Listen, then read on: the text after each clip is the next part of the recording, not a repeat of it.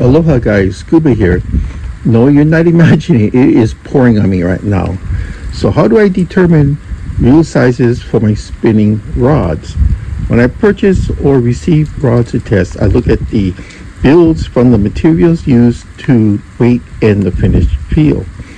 Then I can recommend what I feel would be the right type of reel to use.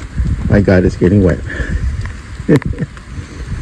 Also, maybe the model, brand, and size ranges. More importantly, I try to be aware of inexpensive choices that are often overlooked. Oh my God, I'm getting wet. I fished all over from British Columbia to Easter Island. I like shoreline jigging more than anything else, to trolling and surf casting next. I kept over 200 reels that I feel will help me determine possible rod choices for my users such as you guys. Remember, there's no wrong choice if you like the feel and balance of your rig. And I'm going to get in while I'm still partially dry.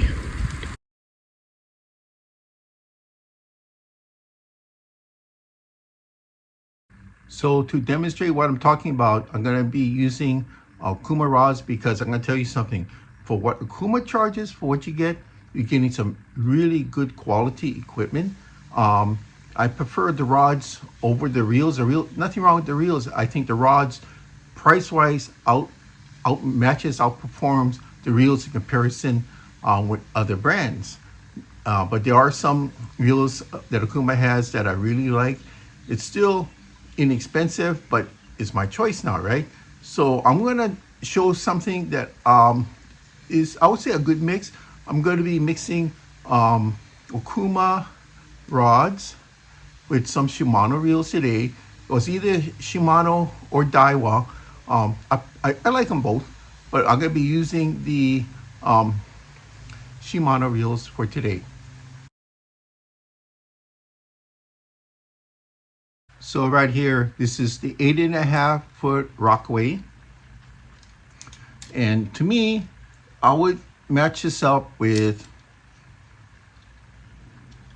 this puppy here. Any 2,500 or 3,000 reel would do.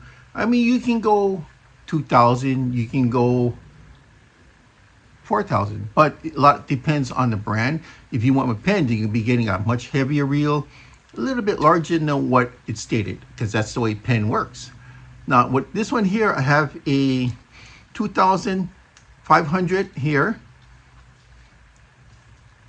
Let's see, this is a, I don't know how you pronounce it, Nexave or Nexave, or however you want to pronounce it. It's by Shimano. Now, either 2,000 or the 3,000 will work. I have both units. They're very light for the size, and I generally will go with braid, but depends on what what kind of fish you're targeting and type of environments you're with.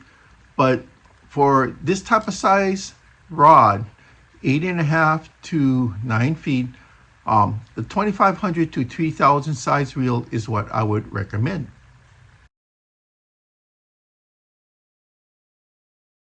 This one here, this is my favorite. This is the 10-footer. Now, when I go jigging, if I go dunking, which is surf casting along shorelines, I prefer to take the 10 with me over any other length. I like the 10.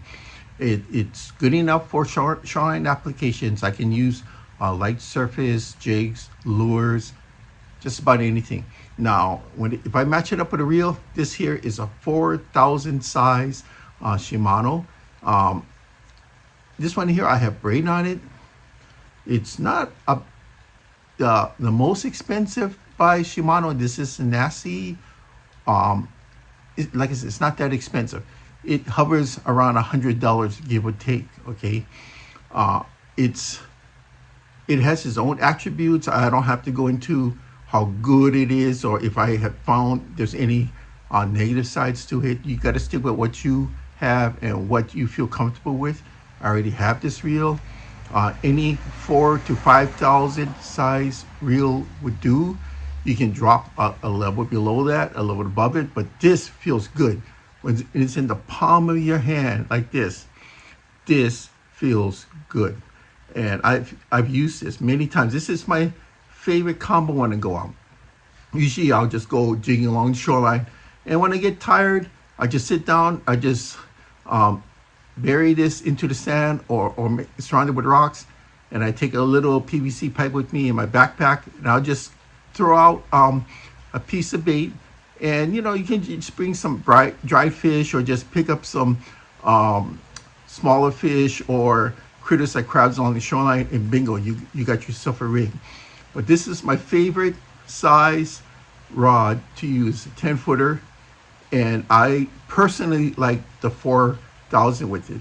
Now, like I say, if you go with Penn, you might have to drop it to a 3,000 because their products are a bit oversized and a bit on the heavier side. This one here, this is the longest they make for this type of rod. It's 11-footer. Now, if you were to pick up an 11-footer and you're thinking, okay, it's a medium heavy. It says what, medium plus, but medium plus is medium heavy. So if I have a medium heavy rod that's very lightweight, what kind of reel can I put on it? 5,000, hands down. An average 5,000. Now, Daiwa does make some lighter choices, like the Exceller. Their 5,000 is so compact. The LTs, which is called, you know, really for lighting top, they're so compact that their 5,000 will probably equal to a 4,000 of this type of reel. Maybe not exact, but close to it. Maybe more of a 4,500 if you want to get into really nitpicky on that. But trust me, 5,000 size here is absolutely perfect. Now you can go up to 6. You can fish with a 6 because the rod can take it. But the thing is, if you go up to 6, you're gonna probably get some arm fatigue, some slight wrist fatigue after an hour or so. It's because of the weight of what you're casting. I mean, right there is the wrist action, and you're right by your reel itself there when you're casting up and down. So you just got to keep that in mind. So just remember, for every size of rod that you buy, when you go out there, think now. You got to think, do I have the right size reel? If I don't, how much more do I have to spend until I can actually get it ready to go out there? These are some things you may want to think about before purchasing equipment. For myself, I get the rods, I get the reels when they're on sale or have the opportunity. And after a while, you kind of mix and match and you kind of figure things out on your own. So that's my report on what to do when you buying gear. You have to go out there with a battle plan. You're going to say, okay, there's a sale today. Am I going to get this 3,000 spinner on sale? And if I do, what can I match it up with? If I don't have something for it, maybe I'll go out for 4,000 because I already have a 10 or 11-footer on the side. So you gotta have to think along the lines of what you're gonna match it up with. Okay? Thank you.